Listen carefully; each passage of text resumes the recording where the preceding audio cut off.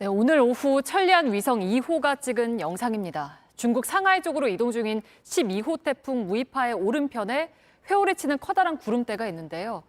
13호 태풍 무르복에 이어서 오늘 공식 발생한 14호 태풍 난마돌입니다. 난마돌은 매우 강까지 세력을 키울 수가 있는데 다음 주 중반쯤 남해안 일대를 중심으로 우리나라에 직간접적인 영향을 줄 가능성이 큽니다. 이렇게 태풍 예보가 잇따르면서 여러 이야기들도 나오고 있는데요. 팩트체크로 하나씩 짚어보겠습니다.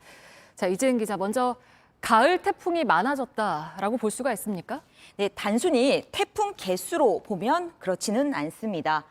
지난 70여 년 동안 한반도에 영향을 미친 태풍의 수를 집계하면 8월이 9월보다 1.7배 정도였습니다. 기온은 조금씩 바뀌니까 최근 30년간 수치를 따져봤는데요.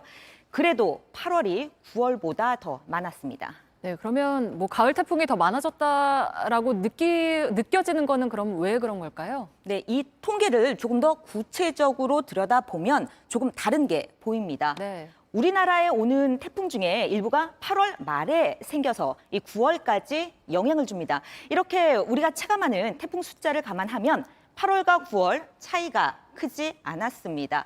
악명 높았던 루사나 곰파스, 마이사, 그리고 이번 흰남노도 이런 8말 9초 태풍입니다. 또 9월로 갈수록 태풍이 더 세지는 것도 이유가 됩니다. 피해 규모가 상당했던 매미 같은 건데요. 이 9월은 태풍을 크게 만드는 해수면 온도가 가장 따뜻할 때입니다.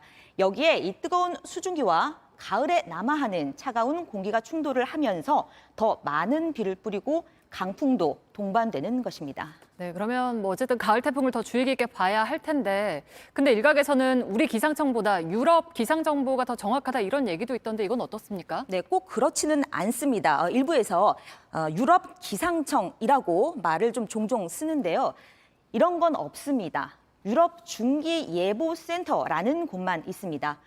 EU가 설립한 기관이고요. 여기에는 우리와 같은 예보관이 없다고 기상청이 전했습니다. 그리고 이 슈퍼컴퓨터에서 나온 수치 모델, 그러니까 각종 기상 예측치를 보여주는 곳입니다. 이 예보관이 있는 영국 기상청이나 프랑스 기상청 등과 다른 겁니다. 그리고 이 유럽 중기예보센터의 수치를 윈디라는 앱이 이 예보관의 가공 없이 이른바 날것으로 받아서 10일치 경로를 예측해 보여줍니다. 반면에 우리의 경우는요, 우리를 비롯해서 각국의 기상청은 슈퍼컴퓨터 수치와 예보관의 분석을 결합해서 5일치 예보를 보여줍니다.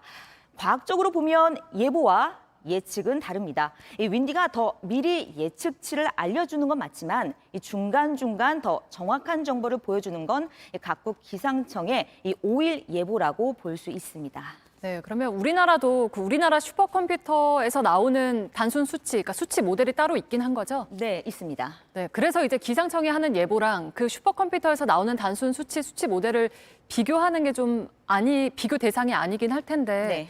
최근의 태풍 예보들을 보면 좀 어땠습니까? 네, 12호 태풍 무이파의 경우를 좀 살펴보겠습니다. 윈디는 한반도를 강타할 것이라고 예측을 했는데 갑자기 중국을 향한다고 예측을 하는 등 이 변동이 좀 심했습니다. 우리 기상청 예보는 어때나 봤더니 이 미국, 일본 기상청과 함께 이 실제 경로를 대체로 맞춰서 예보했습니다. 14호 태풍 난마돌의 경우도 윈디는 하루 만에 한국행, 중국행, 일본행 이 수시로 바뀝니다.